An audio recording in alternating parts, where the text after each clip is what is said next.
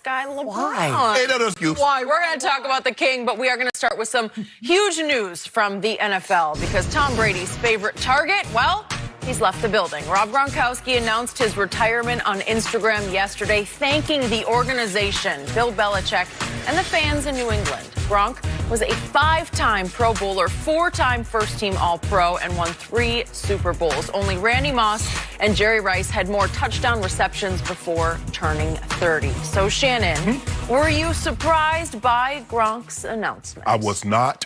I think the injuries finally caught up with him, Skip. If you remember, he missed his entire senior year in college because of a back injury. So basically, he limped into the NFL. Last season, he limped into the season, and he kind of limped out of it. He was not, as we could see, the pounding that he was starting to take. And I don't care what any doctors tell you.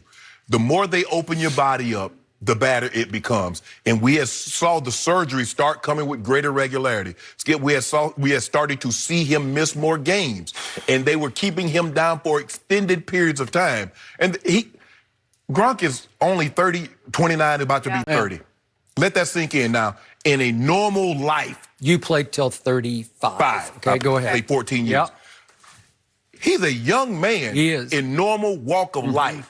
But because of the injury, he's an old. He actually older than Tom Brady, Skip. And Tom Brady is going into his 20th season. I agree. But because of the injuries that have befuddled Gronk, is that it just took its toll. And it wasn't just on one part of the body, it was everything. It started back, knee, ankle, it was like forearm, elbow. Kobe at the end, except he had it the whole career. And he's physically gifted, but he plays the game physical. Even though, Skip, the game is more spread out now, they do a lot more passing, but because of his size, Skip, there's only one way to get him down, and you have to chop him down like you do an oak. And eventually it caught up with him because they chopped on his knees and they chopped on his ankle, and eventually he just like, you know what? Yes, I probably could come back out here and play. But I can just imagine watching him on the field. Skip, that's 80,000 fans cheering for you. You know the adrenaline. Can you imagine what it takes for him to just get to the field? Can you imagine what the Wednesday and Thursday and Friday practices must be like for this man? How many injections he took pregame? He just said enough is enough. If you look at him this season, he only had 2 100-yard games. If you look at him in the playoffs, Skip, as you mentioned, the Rams game came down to one big play. You look at the Kansas City game, it came down to one big play. In the San Diego game, he was more of a runner. I mean, a run blocker. And could he still dominate games? Yeah, but it was sporadic. He couldn't summons up and have that because of the injuries. He missed a game here. He missed 3 games there. Skip, in his 9-year career, in his last 7 years, the first 2 years he played all 16 games. The last 7 years, he missed basically 2 seasons. He missed 2 seasons. Okay. And it's tough because you hate to see a guy this gifted career end like it did. Kellen Winslow was another guy, Skip. He only played 9 seasons. But he didn't shortchange you. Gronk didn't shortchange you. You knew that when he walked onto the field, and I've said this before, he was the most dominating non-quarterback that we had going. And unfortunately, injuries took its toll on his body, and he said, you know what? I'm only 30. I plan on living another 50, 60 years, and I don't want to be limping and hobbling around at 31, 32. So you know what? I'm going to go on and bow out gracefully. He had an unbelievable career. He did. But I am not surprised he chose to walk away. Hall of Fame, right? No question. No question. Yeah, First ballot. First ballot. No question. Got it. So obviously, Rob Gronkowski has an immediate and brilliant future ahead of him as a pro wrestler or a movie star or whatever he chooses to be, just a character, right? Skip, I believe wrestling is tougher on your body than football. Have you seen the way some of those guys walk around? I don't watch. Oh, okay. I guess they do toss each other around the ring, right? Yes. So can he survive in that? I don't know. No.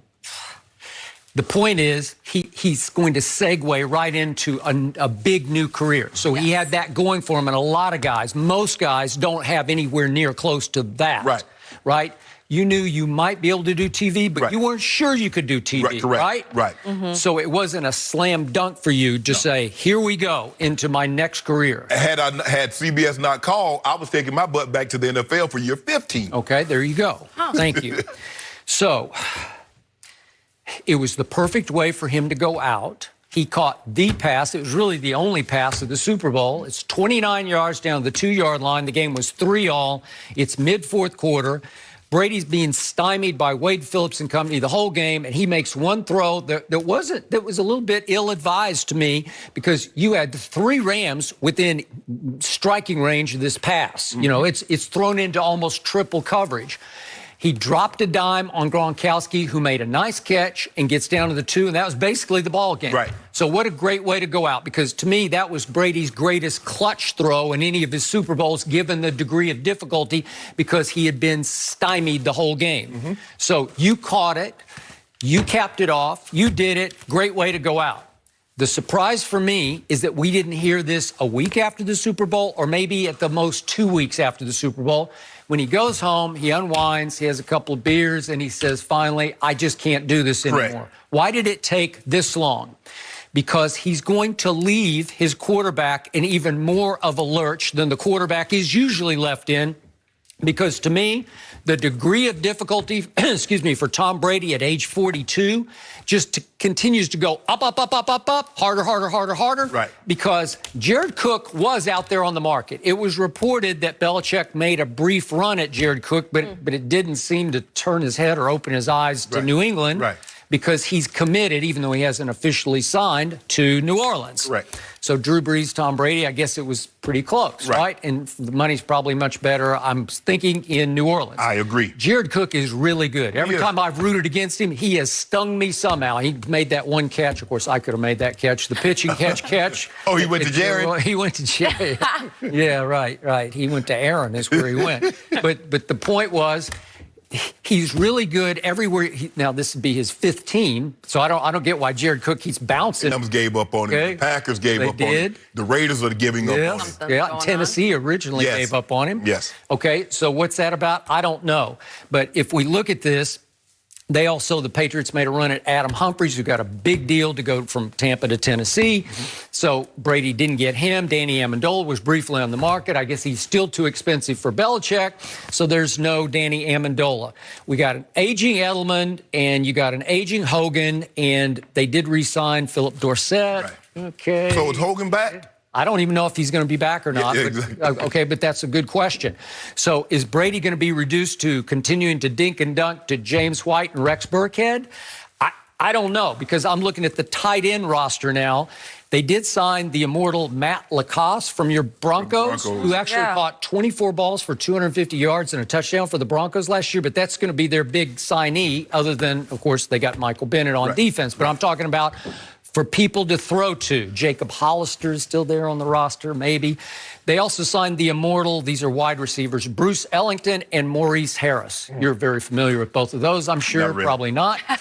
but that's what Malcolm Mitchell just retired, so you're down that guy. And now you're just looking at, will Josh Gordon ever come back? Could he come back sometime next year? Well, they did tender him just in case. Yep. I think the thing is maybe they go into the draft. You know, you have the 2 guys from Iowa, Faint and Hawkinson. Maybe. Aaron Smith Jr. from Alabama. You could do that. You know, Coach Belichick. I like him. He loves players from Alabama. I got you. He knows they're well coached. Coach Belichick knows Nick Saban. He was his defensive coordinator in the 90s when he was in Cleveland. So that might be a possibility. But Skip, the only really big play potential. He's only had 2 guys that were big play, that were capable of taking the top off the coverage and would gut you. That you set your defense up, you go into a game, we got to stop these 2 guys. That's Randy Moss, that's Rob Gronk.